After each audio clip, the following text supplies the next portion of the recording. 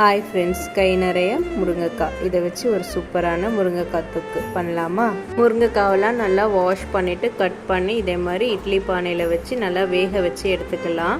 ஒரு பேனில் 20 காஞ்ச மிளகாய், அப்புறம் கடுகு, வெந்தயம், அப்புறமா மல்லி, ஜீரகம், சோம்பு இது எல்லாத்தையும் நல்லா வறுத்து எடுத்துக்கலாம். இதை ஒரு பிளேட்டில் மாற்றிட்டு ஆறட்டும். இப்போ வெந்த முருங்கைக்காயோட பல்ப் எடுத்து மிக்சியில் போட்டு அரைச்சி எடுத்துக்கலாம். பிளேட்டில் ஆற வச்சதை இப்போ நம்ம மிக்சி ஜாரில் போட்டு பொடி பண்ணி எடுத்து வச்சியாச்சு. இப்போ ஒரு பேனில் 50 ml நல்லெண்ணெய் சேர்த்து கடுகு, காஞ்ச மிளகாய், அப்புறமா கருவேப்பிலை, பூண்டு, பெருங்காயத்தூள் இது எல்லாத்தையும் நல்லா வறுத்துட்டு அரைச்ச ஃப்ளஷ்ஷு, அப்புறம் மஞ்சத்தூள், உப்பு, நம்ம அரைச்சி வச்ச பொடியில் ஒரு 4 டேபிள் ஸ்பூன் சேர்த்துருக்கேன். நல்லா கிளறி விட்டதுக்கப்புறம் பார்த்திங்கன்னா நல்லா கொதிக்க விடுங்க. மேலே எண்ணெய் பிரிஞ்சு வரும்போது வெல்லம் போட்டு கலந்து கொதி வந்த உடனே ஆஃப் பண்ணிவிட்டு இதை சுடுசாதத்தோடு சாப்பிட்டு பாருங்கள். செம்ம டேஸ்ட்டுங்க. ட்ரை பண்ணி